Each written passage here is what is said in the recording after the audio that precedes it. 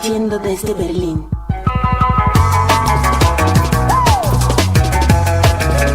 Para todos aquellos nómadas de la tribu del mundo que desean ser escuchados. Cultura, arte, música y experiencia urbana. Radio Nómada. Abacateiro, acataremos teu ato, nós também com muito mais. Como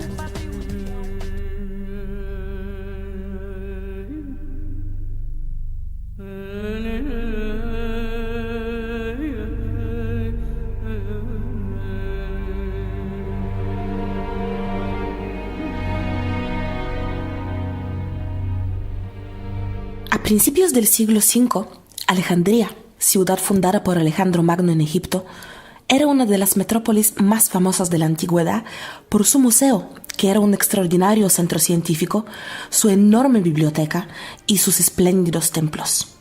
Tras el edicto de Teodosio I, que convirtió el cristianismo en la única religión del Imperio Romano, los cristianos alejandrinos, que estaban bajo las órdenes del obispo Teófilo, actuaban con intolerancia feroz, no solo contra los adeptos a los antiguos cultos romanos, sino contra los disidentes de todo tipo, ya fueran herejes o judíos, que eran muy numerosos en esta época.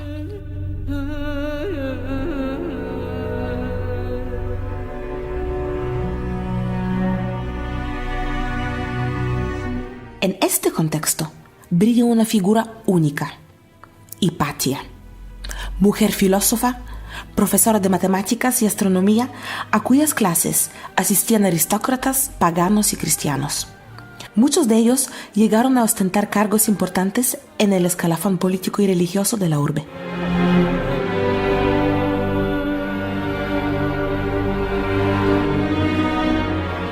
Sócrates el Escolástico escribe a Hipatia. Llegó a tal grado de cultura que superó a todos los filósofos contemporáneos, heredando la escuela platónica que había sido renovada en tiempos de Plotino, y explicaba todas las ciencias filosóficas a quienes lo deseaban. Por eso, quienes deseaban pensar de modo filosófico acudían hacia ella de todas partes.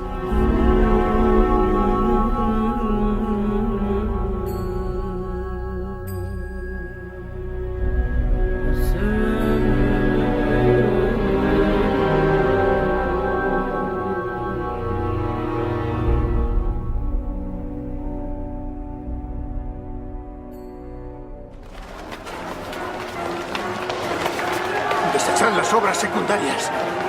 ¿Cuáles son las secundarias? ¡Coged las importantes, las importantes!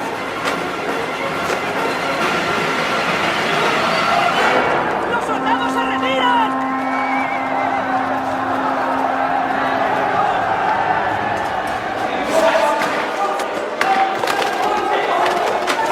No podremos cargar con tantos. Necesitamos más ayuda. Por favor, saca a mi padre de aquí. Sácalo de aquí ahora.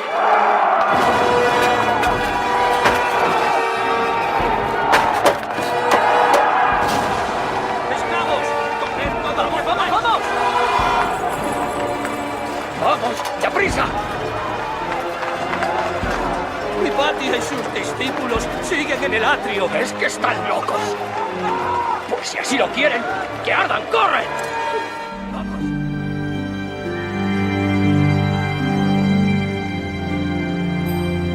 Hipatia vivió uno de los episodios más tristes del saber, cuando una turba de cristianos, formada en su mayoría por los llamados parabolanos, una hermandad fanática a las órdenes del obispo Teófilo, saqueó e incendió el Serapeo y su espléndida biblioteca, perdiéndose miles de obras, pasto de las llamas y de la intolerancia. Corría el año 391. Hipatia era una figura extraordinaria para la época que le tocó vivir. Mujer, pagana y sabia, influyente y con numerosos discípulos, muy admirada en la ciudad. Todo eso hizo que se ganara la antipatía de Cirilo, el nuevo obispo que sucedió a Teófilo, el cual la tachó de bruja.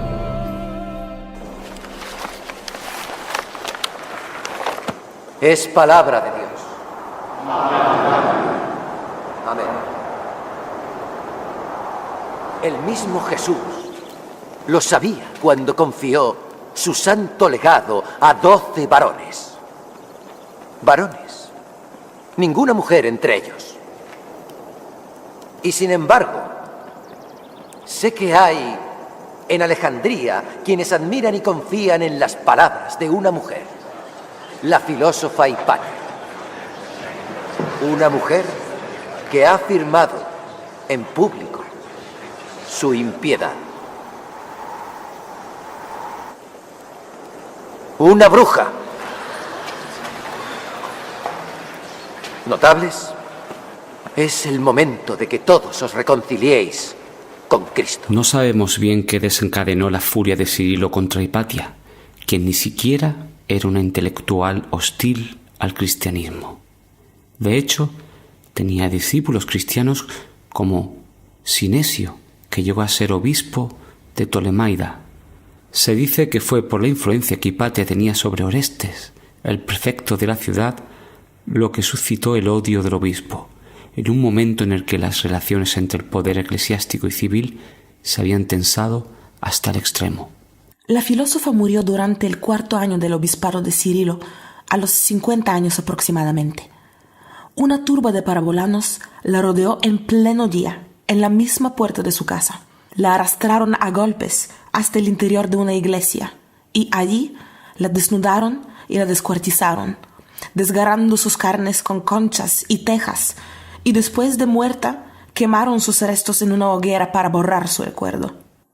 Este trágico hecho marcó el ocaso de la cultura pagana en el mundo antiguo.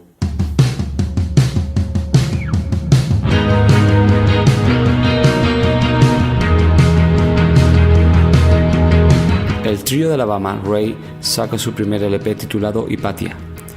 En este trabajo dedican una canción a la filósofa tomando prestadas influencias de los 80, de los oscuros sótanos de The Cure y del noise garage de My Bloody Valentine. Con todos ustedes, Ray, Hipatia.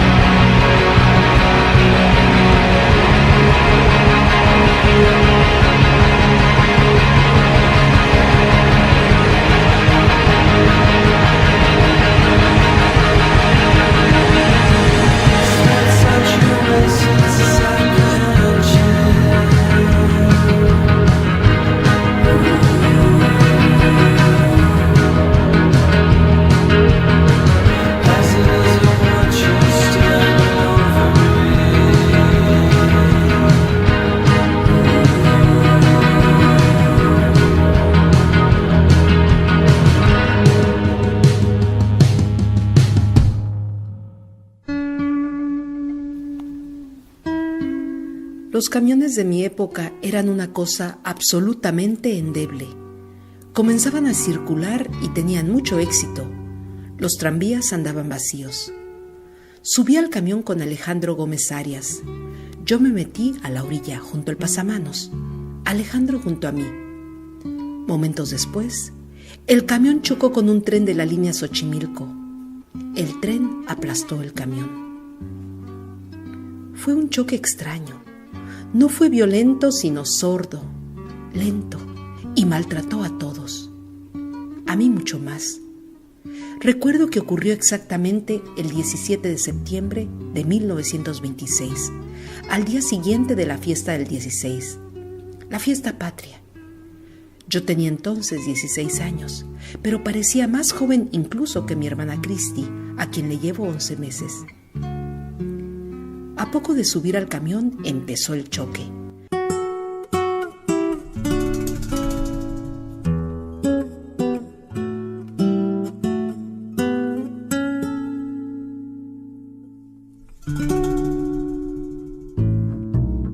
Ya me canso de llorar.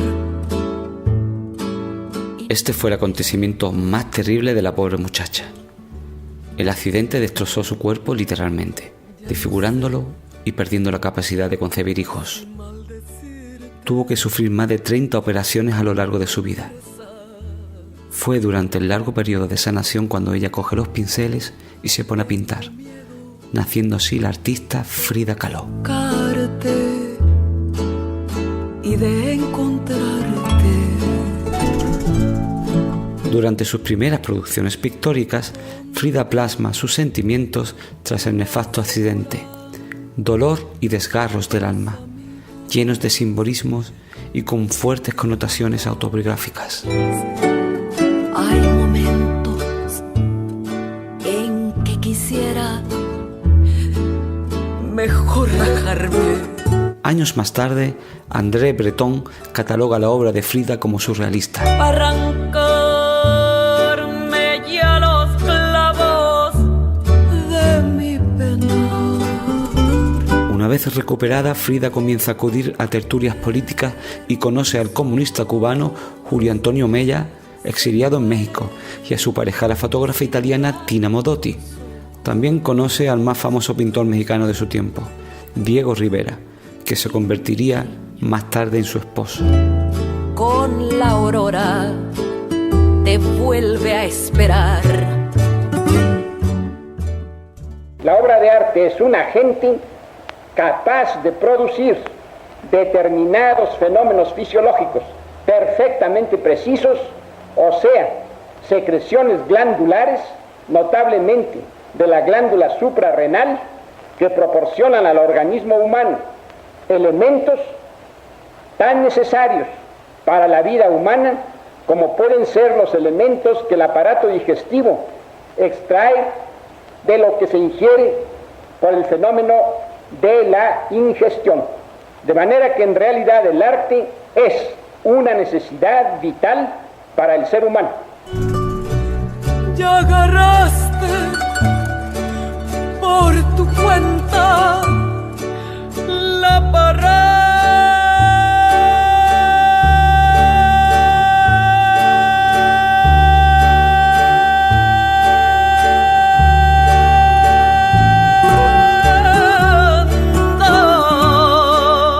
Su amor con Diego Rivera fue complicado.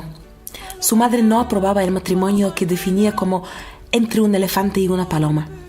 Diego le fue infiel en varias ocasiones, también con su hermana pequeña Cristina. Y, como venganza, Frida tuvo un idilio con el líder comunista León Trotsky en 1937, cuando él fue exiliado en México y hospedado en su casa. Diego y Kahlo se divorciaron en 1939 y volvieron a casarse un año más tarde. Fue una relación muy destructiva para Frida, que le provocaba crisis emocionales, pero que sin embargo ella aceptaba. Una relación que, pese a todo, contribuyó a que Frida investigase más acerca de su sexualidad. Con locura ya no vuelva. En los años 40, el reconocimiento artístico a su obra se incrementó. especialmente en los Estados Unidos. Participó en importantes exposiciones colectivas en el Museo de Arte Moderno de Nueva York, en el Instituto de Arte Contemporáneo de Boston y en el Museo de Arte de Filadelfia. En 1953, en la Ciudad de México, se organizó la única exposición individual en su país durante la vida del artista. La salud de Frida estaba muy deteriorada y ella llegó en una ambulancia asistiendo a su exposición en una cama de hospital. La cama fue colocada en el centro de la galería y Frida contó chistes, cantó y bebió la tarde entera. La exhibición había sido un rotundo éxito. Por tu cuenta. Este mismo año le tuvieron que amputar la pierna por debajo de la rodilla debido a una infección de gangrena. Esto la sumió en una gran depresión que la llevó a intentar el suicidio en un par de ocasiones. El dolor y el sufrimiento tuvieron que ser grandes hasta que Frida Kahlo nos dejó el 13 de julio de 1954. Frida es un símbolo de superación y de la lucha por la igualdad. Masculinizó su aspecto, permitiendo y aceptando el vello facial, famosa por sus pobladas cejas y su visible bigote, y se olvidó de los estereotipos de género. Llegó a ser muy reconocida en el mundo de la pintura en aquellos tiempos, y esto es ya digno de elogio siendo mujer. Además, participó activamente en política, un rol que estaba asignado casi exclusivamente al género masculino. Frida era una mujer libre, y así lo reflejaba en sus obras, en las que hablaba abiertamente de sexualidad, aborto, lactancia o maternidad. En 1999 el cantautor canario Pedro Guerra publica la canción El elefante y la paloma. A Frida le duelen los huesos y mirándose al espejo pinta todo su dolor. A Frida le duele la vida y aprendiendo de su herida llena todo de color. Diego, mi Diego, Diego, mi amor, porque pienso que eres mío, si eres solo tuyo y Diego, si eres solo tuyo y Diego. Frida miró al elefante y empezó a desdibujarse, pero nada le importó. Diego miró a la paloma y la amó entre tantas cosas, entre el lienzo y la pasión. Diego, mi niño, Diego pintor, porque pienso que eres mío, si eres solo tuyo y Diego, si eres solo tuyo y Diego.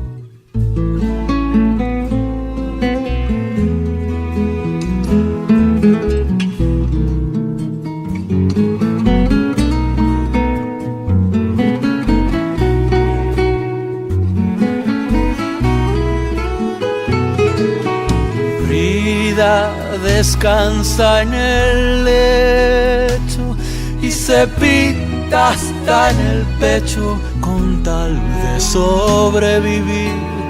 Diego, mi amigo, Diego igual yo, porque pienso que eres mío, si eres solo tuyo y Diego, si eres solo tuyo y Diego.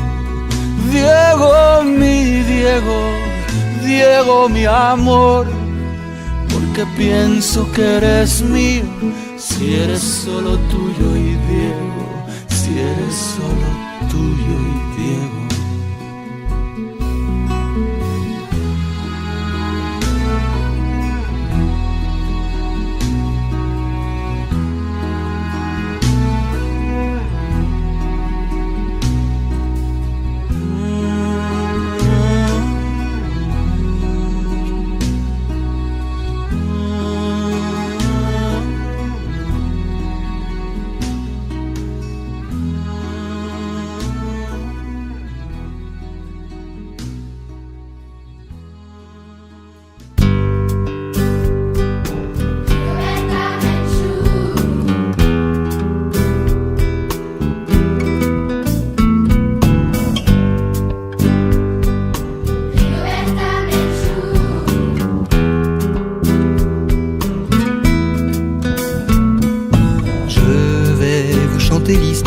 de Rigoberta Menchú, indienne du Guatemala. Rigoberta Menchú era hija de Vicente y Juana Tum, pertenecientes a la etnia maya quiché.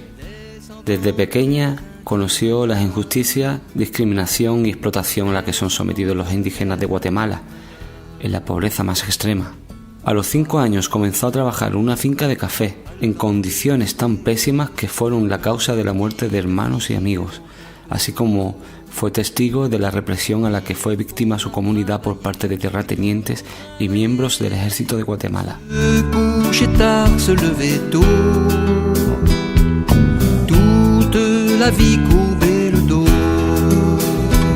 Más tarde trabajó en el sector del hogar, pero pronto sus inquietudes se enfocaron en la lucha de los pueblos indígenas y campesinos.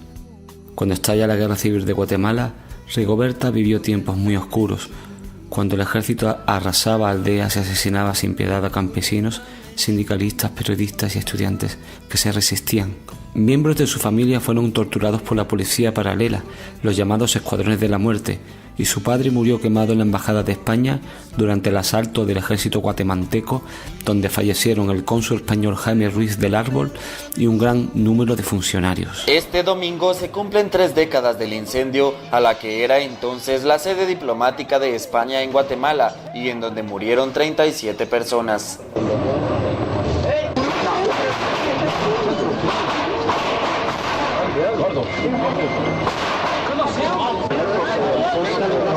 Una protesta que pretendía ser pacífica terminó ese mediodía del 31 de enero de 1980 en un violento asalto de parte de las fuerzas de seguridad de ese entonces, provocando el incendio de las instalaciones.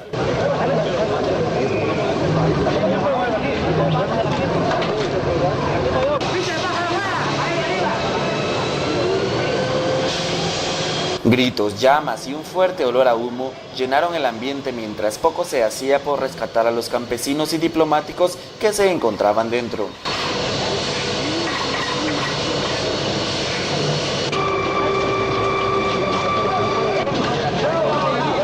En ese incidente murieron carbonizados el padre de la líder indígena Rigoberta Menchú, Vicente Menchú, el cónsul español Jaime del Árbol, el ex vicepresidente Eduardo Cáceres y el ex canciller Adolfo Molina.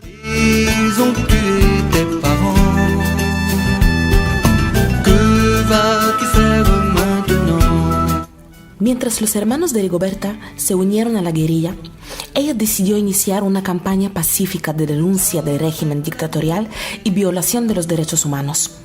Al mismo tiempo, Rigoberta se convirtió en el icono de la mujer activista hispanoamericana. Al final, tuvo que escapar de la represión del régimen de su país y se exilió a México, donde publicó su autobiografía. Recorrió el mundo con su historia y consiguió ser escuchada en la ONU. Rigoberta Menchú, Rigoberta Menchú. En 1988 pudo regresar a su país, protegida por su prestigio internacional, y continuó su denuncia. En 1992 se le otorga el Premio Nobel de la Paz y esto la convirtió en mediadora durante los procesos de paz entre el gobierno y las guerrillas.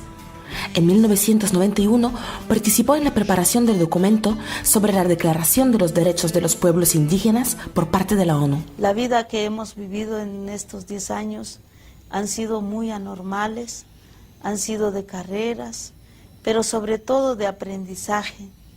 Hay una historia nueva y es parte de un tejido.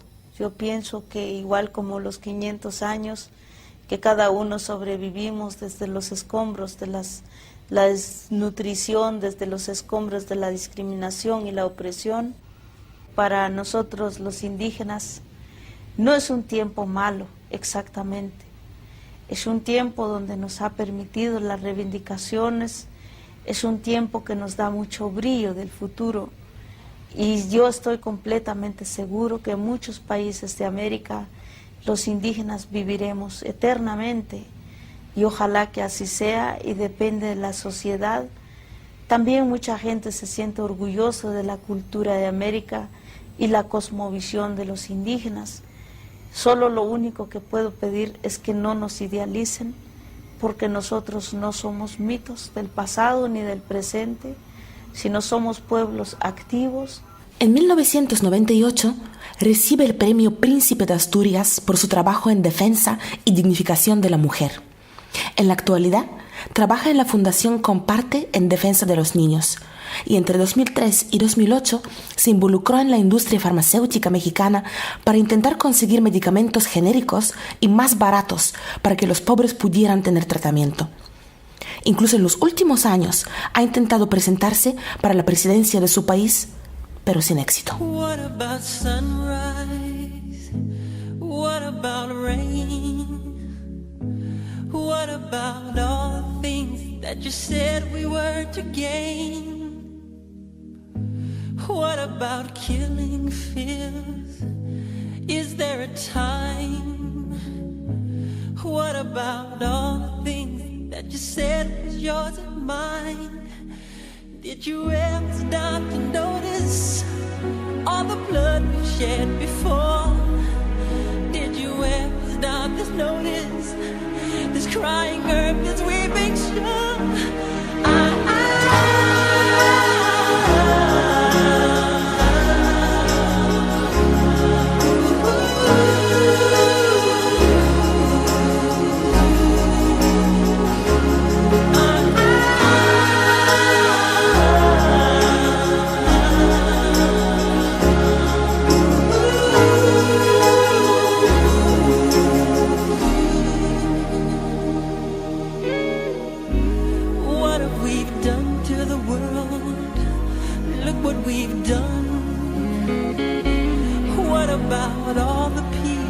You pledged your only son. What about flowering fields? Is there a time? What about all the dreams that you said was yours and mine? Did you ever stop to notice all the children dead from war? Did you ever stop to notice this crying earth, this weeping shore?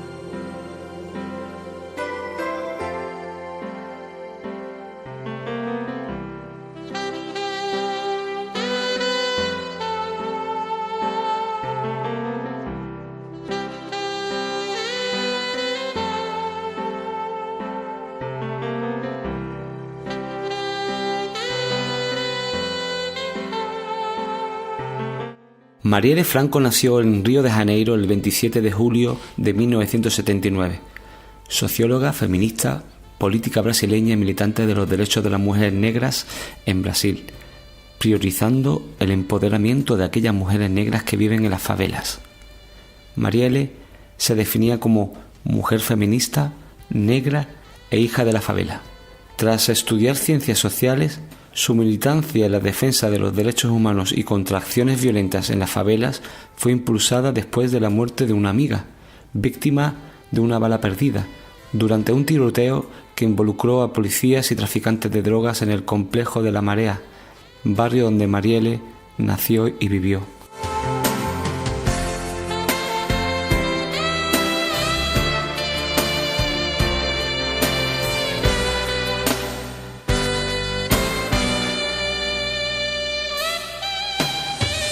Desde el 2006 comienza su militancia en el Partido Socialismo y Libertad, hasta que en el 2016 consiguiera ser nombrada concejala de Río de Janeiro, siendo la quinta candidata más votada de la ciudad. Consiguió salir de la favela y superar el umbral de la pobreza, hecho este que inspiró a muchísimos vecinos y vecinas y sobre todo amigos y amigas. Se metió en política por la necesidad de combatir el racismo, para demostrar que una mujer negra y de una favela también pueden y deben ocupar los espacios de poder.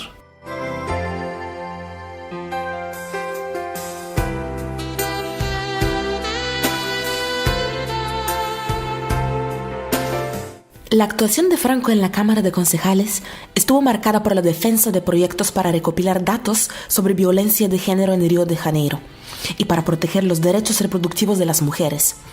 Era una voz constante en la defensa de las residentes de las favelas.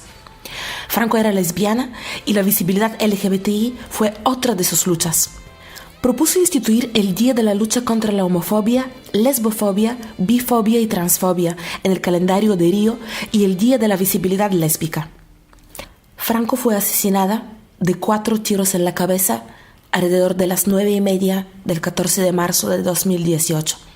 También fue asesinado Anderson Pedro Matías Gómez, conductor del vehículo en que la concejala se encontraba.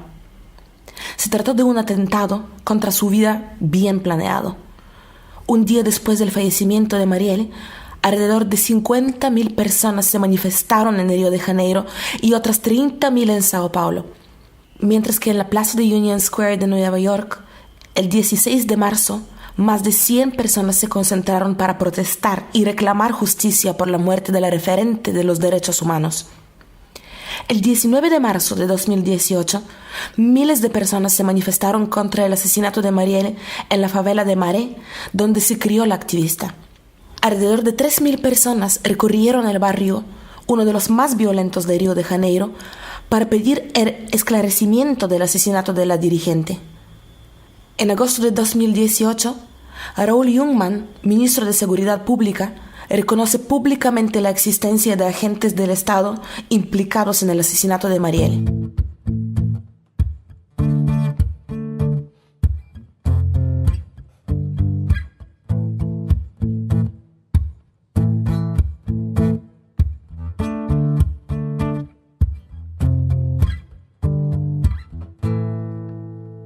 Take a breath, rest your head, close your eyes, you alright. Just lay down to my side. Do you feel my heat on your skin? Take off your clothes, blow out the fire. Don't be so shy, you're right, you're right. Take off my clothes. Oh, bless me, Father. Don't ask me why. You're right, you're right. On my stair, I'm in command. Do you feel my hips in your hands? And I'm laying down to my side. Do you taste the sweet on my skin? Take off your clothes, blow out the fire. Don't be so shy, you're right, you're right. And take off my clothes, oh bless bless me, Father. Don't ask me why. You're right, you're right. And my heart just writes so much faster. I drown myself in your holy water, and both my eyes just write so much harder. And I saw God, oh, you're so much closer. In the dark, I see your smile. Can you feel my heat on your skin? Take off your clothes, out the fire. Don't be so shy. You're right, you're alright. Take off my clothes. Oh, bless me, Father. Don't ask me why. You're right, you're right. And take off your clothes. Blow out the fire. Don't be so shy. You're right, you're alright. Take off my clothes and bless me, Father. Don't ask me why. Don't ask me why. Don't ask me why.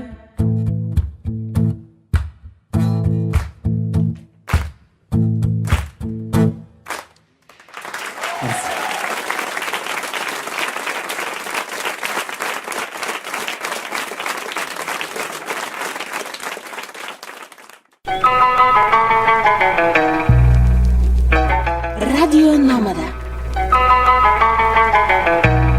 Podcast emitiendo desde Berlín.